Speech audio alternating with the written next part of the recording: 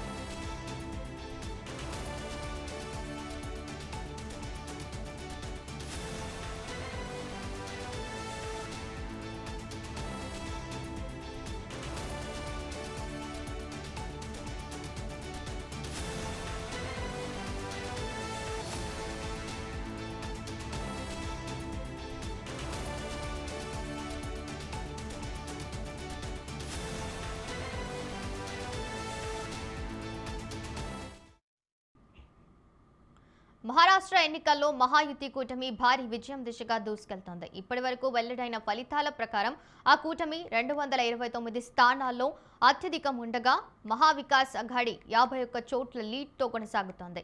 ఇది magic figure.